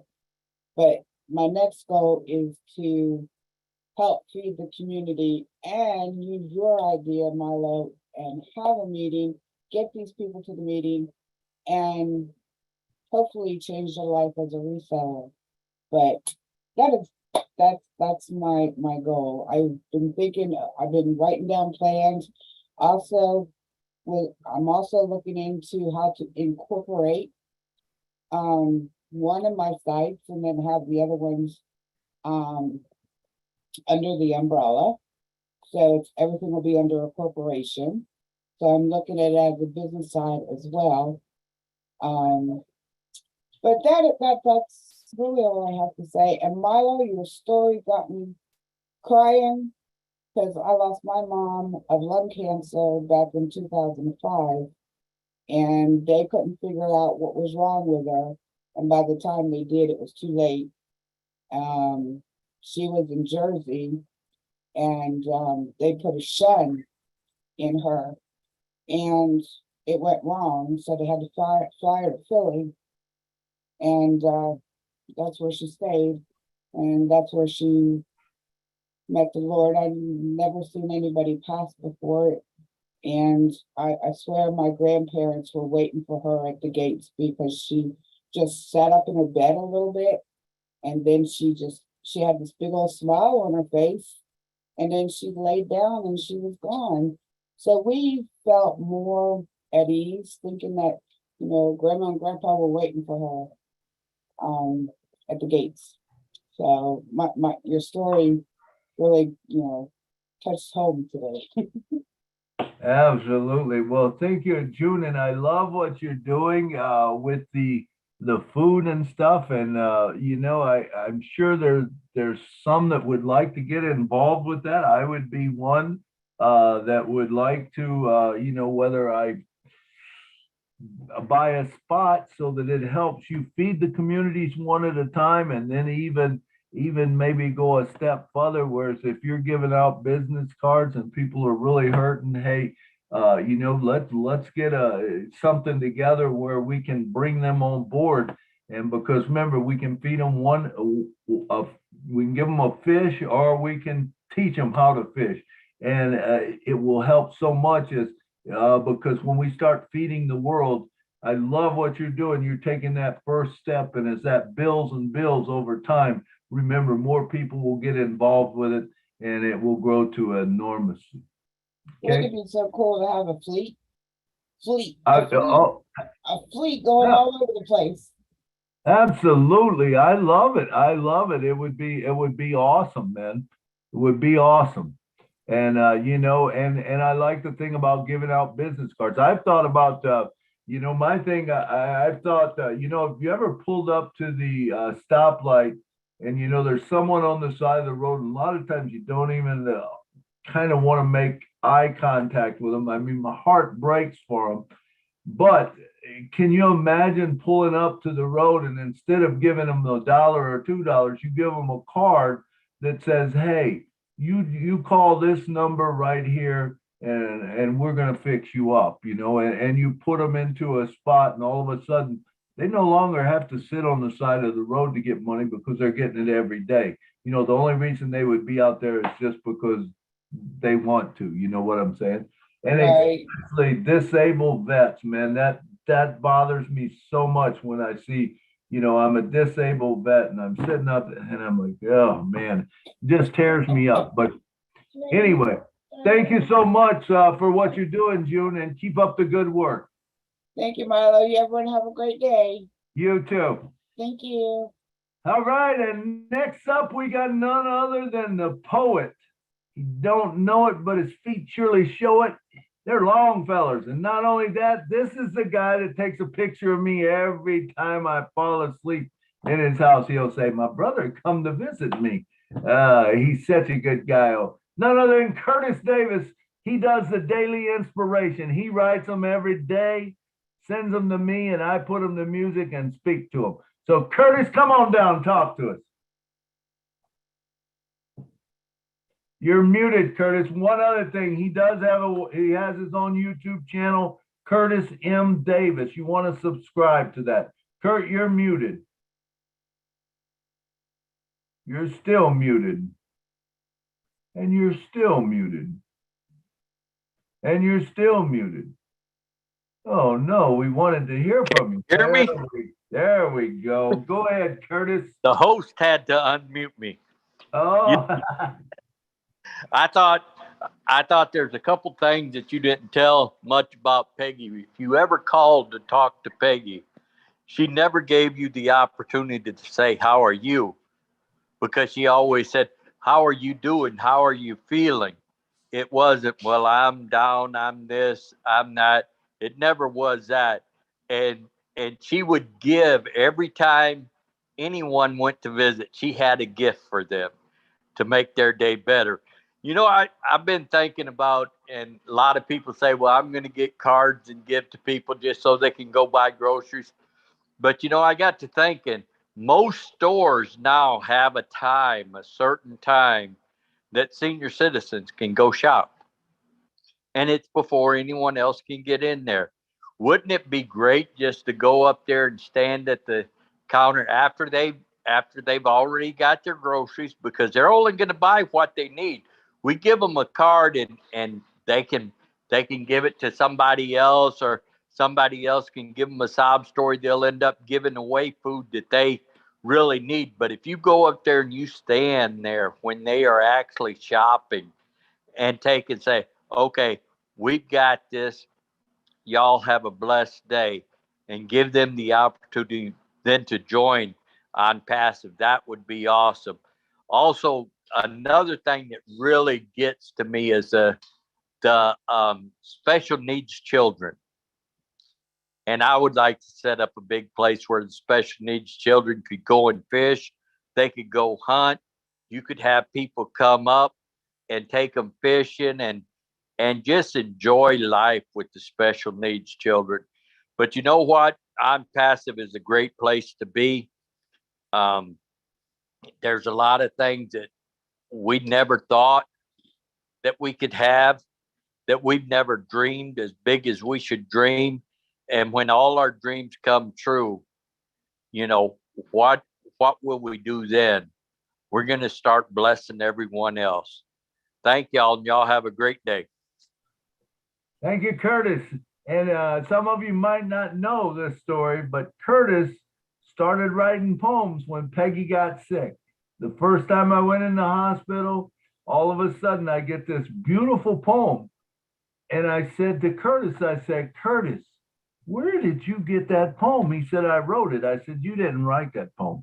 He said, I wrote that poem. I said, Kurt, you did not write that poem. And so after arguing with him for a while, I said, well, write another one tomorrow. So guess what he did? The next morning, I had another beautiful poem. And I said to him again, I said, Curtis, where in the world are you finding these beautiful poems, that you're sending to me? He said, I wrote it. I said, no, you didn't. And he had never wrote one, I don't think, in his life. At least I didn't know about it. And I said, you didn't write that. He says, yes, I did, Marlon. I said, Curtis, no, you didn't. And he doesn't always tell me the truth, right? Well, at least that's what I say. But anyway, I said to him, so I made this statement on the second day. I said, Kurt, write me another poem. Guess what happens? He writes me another poem on day 3, but he included things from day 1 and day 2. There's no way that he didn't write the poem, and I knew that at that point. And I'm like, I said, Kurt, you wrote that poem. He said, yeah, I've been telling you, I wrote all of them. He wrote a poem every day that Peggy was in the hospital. We had a poem. We had a poem that was written to us every day. When we were in the hospital, Kurt just wrote a poem. Now he's doing it with daily on passive, inspiration. He does an inspirational poem every day. I told him, I said, you got to be consistent. He has been consistent. I think he's up to almost 600 poems now, isn't it, Kurt? Yeah, real close to 600.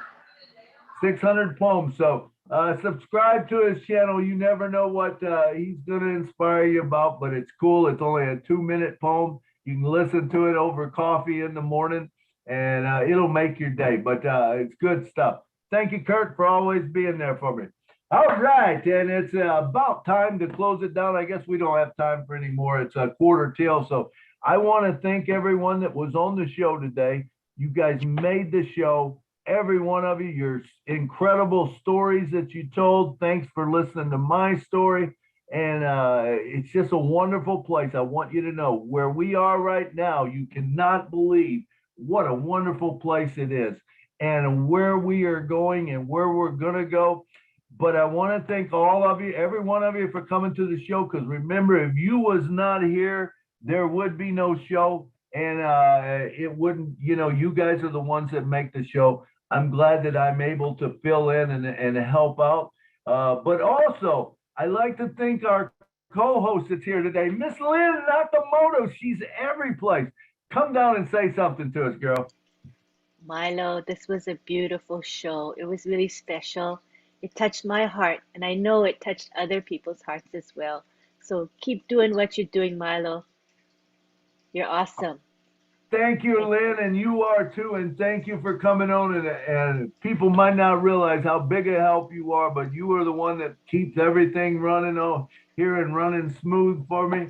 And I couldn't do it without you. All right, and next up we got the guy that monitors our chat. That's always here, and he was even a host the other week. He's a great guy, Mr. John Barilla. Come on down. Thank you, sir. Oh, yeah. Okay. Hi, Milo. This was very good today. I had a couple of little distractions here and there, but you touched me too. I'll just say that. Several people did actually. But I just want to say real quick too, a couple of folks in the chat were asking for your spreadsheet. How can I get your spreadsheet? Okay, whatever that is. Yeah, if you want the spreadsheet, you can direct message me at Nashville Milo on Facebook, or if you have my phone number, you can text me. Okay, hopefully they're hearing that, because several people had asked and I didn't know what to tell them. I did say direct message you on here, but what you're telling them is, now listen, folks, direct message Milo on Messenger, Facebook Messenger. That's the most, because I doubt many of them have your phone number, but they could get you on Messenger. Right, Nashville Milo. So Nashville Milo. You pull that in. Thank you. My picture with Ash pop up, and just ask for it, and I will get it out to you. And maybe Lynn, would it be all right if I sent that link to you and even John, and you can get a hold of any of us, and then you can get it. Sure. All right. Sound good? All right. If I knew how to do it real quick, I could just put it in the chat, but I'm not that good at it. So I'm sorry. So you'll have to, yeah. But remember, please subscribe to my channel. I need people. I got like 8 subscribers or something, I think. And I would like to share my stuff. And if you like some of the stuff I do, subscribe to my channel, click the bell, that way you'll get it. Same way with Kurt. If you want his stuff, click or go to Curtis M. Davis on YouTube, and you'll find him there. Subscribe to his channel, and man, we'll be doing wonderful. And if you don't have a YouTube channel, I know Julie's got some videos out that teaches you how to do a YouTube channel. I just have to find the time to finish up mine. Mine's not real pretty right now, but it will be one of these days. I'll make it. So anyway, is Marty here? Or is any of the other leaders here that maybe we should say something to? Anyone want to? I seen Peter Rogers was here earlier. Peter, are you still here? We have, he was here. There's Tony Monk and Tina Go. Okay, Tony, you want to come down and say the last few closing things? We got. Sure, Milo. Thank you so much for a fantastic webinar. It was very touching. Everybody learned something from this webinar today. We're glad to have you back. And that's pretty much all I have to say. Thank you so much for a very touching webinar. This was very good. I really, really enjoyed it. I'm sure we all enjoyed it. All right. Thank you for coming on today. And who else did we have? Tina Go? Tina Go. Tina, are you there? You can unmute Tina. She might not be able to unmute, to speak now, but she's there. Right. I know that it's probably nighttime over where she is. So I see Marcian Himaboo. All right. Say something, Marcian. Thank you so much, Milo. I love the story, your life. It was really touching, and I learned one thing: I'm not alone. And I know that sometimes we don't look at people's faces and think that they are better off. Your story makes us know that we are not alone. And We just have to keep moving. And thank God we have ONPASSIVE. And it happened that today is a friendship day. So your story come in the right place at the right time, the right day. So thank you for sharing the story, your love story with us, because we are all your friends. Thank you so much. I really appreciate it. Thank you, Marcian, and I am so happy to have all the family and friends. And you know, you never know what people are going through. You never know what they've been through. But the cool thing is we've all been through things, and you know, we just move on, and we can help each other sometimes with our stories. I've been asked many times to write a book, and I am going to write a book because there is so much more to that story than what I just told you. So much more to it.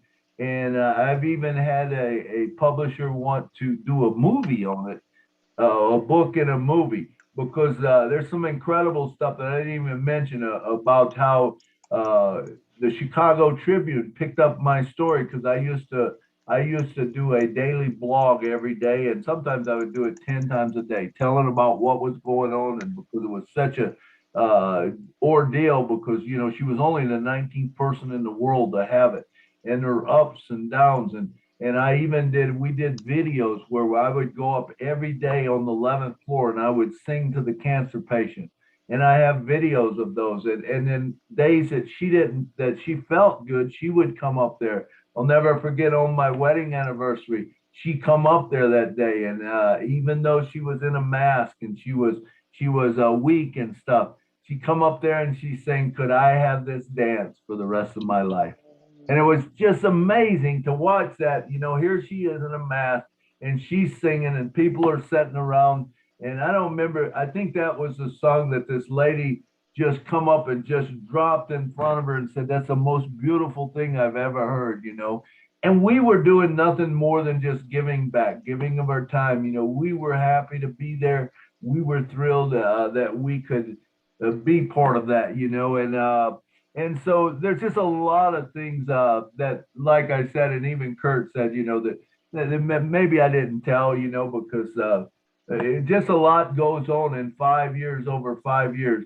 But the inspiration, and I thought as Lystra said, you know, her husband said, "Hey, you got to move on. You got to find someone new." What a great thing to do to someone if you're going through that, you know, and to provide that freedom that a person thinks. That's what Peggy did to me. She would say, "You have to move on." She says, "You got grandchildren, you got this. I'm not going to be around forever.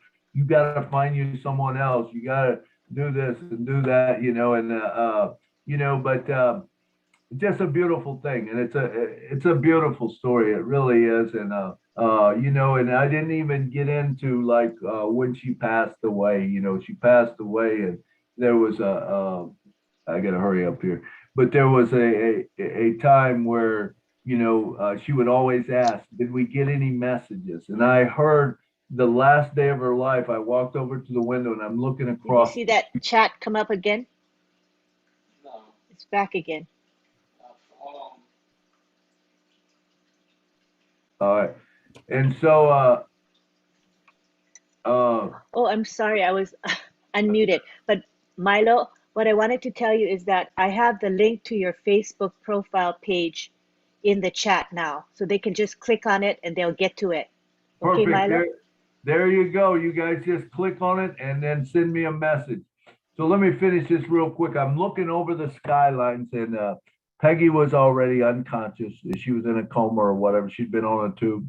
And I heard her as plain as day say, "Did we get any messages?" Because that's what she would always say to me when she was feeling a little better. And I said, "Oh my God, I'm sorry, Peggy." And so I walked over to her bedside. I rubbed her arm. And I said, "Let me read them to you." I had 109 messages that day for her. Some of them were just praying for you. Some of them were thinking of you. Some of them was maybe this or that. But the thing that I want to tell you is when people are like that, even just saying one little thing to them, it makes a difference, because it brought that whole outside world into me. So sometimes it would be, "Hey, we're thinking of you." And I would say that, and she'd say, "Oh, they're so sweet." And then we would go into memories about us and them, and we would do it. But this particular night, of course, she was in a coma, 109 messages. It took me over an hour to read them. When I finished up, I said, "Well, there you have it, or whatever." And I walked back over to my chair. I sat down and I started looking at the Dallas Cowboys website because I'm a huge Cowboy fan, and it was stuff going on. And so I went back to look at it, and I heard her breathing pick up. I run to the nurse and I said, "Hey, her breathing picked up." And he said, "That's not normal." He said, "It normally," because they had told me, said you'll hear her breathe, and then it'll get less and less, and then it'll go maybe a little bit more, and then it'll go less, and then it'll go more, less, until it's all done. So I'm expecting this to happen. All of a sudden, she's breathing a lot. So I run out and got him, and he goes, "Man," he said, "this is weird." He says, "I don't know." He says, "But you know Peggy," because they all knew Peggy. Peggy had come back many times from where we thought she was dying, And he says, I've never had a cancer patient that I never gave morphine to. He never gave her a bit of morphine. She just laid there with this most peaceful look on her face. And so he walked out. He no longer walked out. And all of a sudden, her breathing got less and less and less. And I got up, put my computer on my chair, took one step to the bed. And by the time I hit the second step, which I was 2 steps away from the bed, she was gone, and it was the most surreal thing. I called my my son-in-law says, "We'll be right there." He didn't even ask me what it was. He just said, "We'll be right there." The nurse, I went out and got them. They come in, they said, "Oh, we're going to have to, we'll get her ready, and then your family can meet." I said, "I don't think that's possible," because I said, "I think they're on their way." They were staying right upstairs at the hospice house. They come busting through the door about then, and we had our last little thing with her, and it was beautiful. I mean, she just passed so peacefully and stuff. But anyway, there's more to the story. But Facebook, at about that time, they were just coming out. Chicago Tribune picked up my story, and they said, "Try telling this guy that social media doesn't work." So it was all kind of cool, to get noticed like that and stuff. But thank you once again for coming. It is that time that we need to close down. So I appreciate every one of you coming. Remember, if you want that Excel sheet, DM me. I'll get them out to you. I'll get a link to you so that you can have it, and also a video that shows you how to do it. And I appreciate every one of you coming. Thanks again, Lynn. Thanks, John, and everyone else who had a part in it. It's time to go. We'll see you guys next week. Good night from Nashville. Good night from Canada. Good night from South Haven, Good night Michigan. from New York City. Good night from Houston, Texas. New York City. Night from California. Night from Nice Canada. Night show. from South Africa. Good. All right. Ba-ba-da-ba-bum. Good night. See you again, Milo. It's time to go. See you again, Lee. Ba-ba-da-ba-bum. Good night, sweetheart. See you again.